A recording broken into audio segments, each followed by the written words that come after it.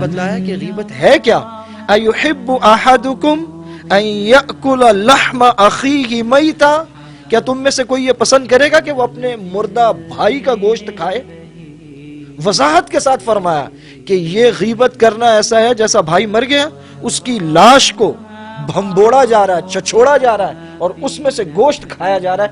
یوں ہے ایحب احدکم، کیا کوئی پسند کرے گا ان یأکل لحم اخیہ میتا، فرمایا فکرہتموہ، اس کو تو سارے کے سارے ناپسند کرو گے، اس سے کراہت کرو گے. واتقوا اللہ، تو پھر اللہ سے ڈرو. یہ غیبت بھی وہی ہے. اگر یہ معلوم ہو جائے کہ ڈریکولا ہے، خون آشام بلا ہے اس محلے میں، تو لوگوں کا کیا حشر ہوگا؟ ہم یہ سمجھتے ہیں کہ یہ صرف تصوراتی لوگ ہیں، ڈریکولا خون پینے والے، گوشت کھانے والے. اور ڈریکولا بھی غالباً خون ہی پیتا، گوشت تو نہیں کھاتا، وہ خون پیتا. ہمارے ہر گھر میں وہ ڈریکولا ہیں جو صبح شام اپنے مسلمانوں کا، سکے بھائی کا، دوستوں کا، والد کا، والدہ کا، اپنی اولاد کا، اپنی بیوی کا، بیوی شوہر کا، ہم سب کے سب خون پی رہے ہیں، گوشت کھا رہے ہیں. جب پوری کی پوری بستی ڈریکولاؤں سے بھری ہوئی ہے تو پھر امن کہاں سے آئے گا؟ امن تو نہیں آ سکتا. یہاں تو 24 گھنٹے ایک دوسرے کا خون پیا جا رہا ہے. وہ گناہ جس کا ہمیں شعور نہیں ہے، ہمیں احساس نہیں ہے، لیکن وہ گناہ ہم مسجد میں بھی کرتے ہیں.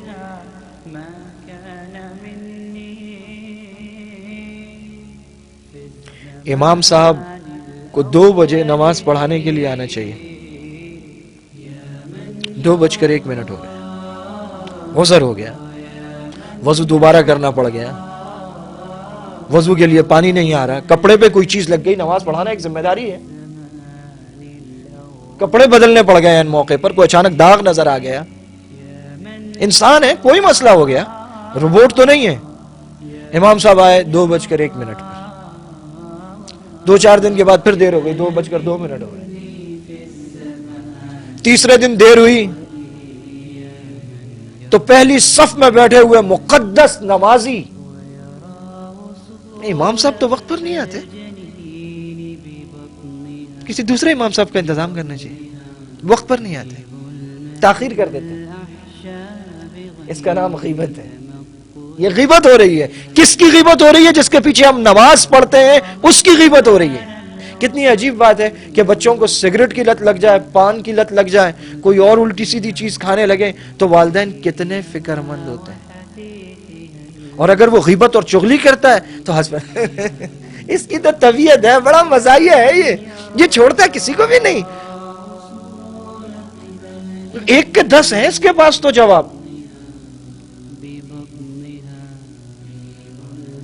حضرت صارم سے کسی نے کہا 1 سنائے گا 10 سنے گا. انہوں نے کہا 10 سنائے گا 1 بھی نہیں سنے گا. زبان کی تیزی پر ہم بچوں کی تعریف کرتے ہیں، ان کی حوصلہ افزائی کرتے ہیں. جب بڑھتے بڑھتے وہ کینچی کی طرح کترنے لگتی ہے تو پھر کہتے ہیں کہ کترنی ہے. کیا تو ہم نے سب خود ہے. اگر وہیں اسے روک دیا ہوتا. ایک ڈاکو کو جب پھانسی ہونے لگی نا تو اس نے اپنی ماں سے کہا کہ آج جہاں میں کھڑا ہوں نا اس کی وجہ آپ ہیں، آپ کی وجہ سے مارا جا رہا ہوں. اس نے کہا یہ تم کیا کہہ رہی؟ میرا تو دل رو رہا ہے تمہارے اس انجام پر.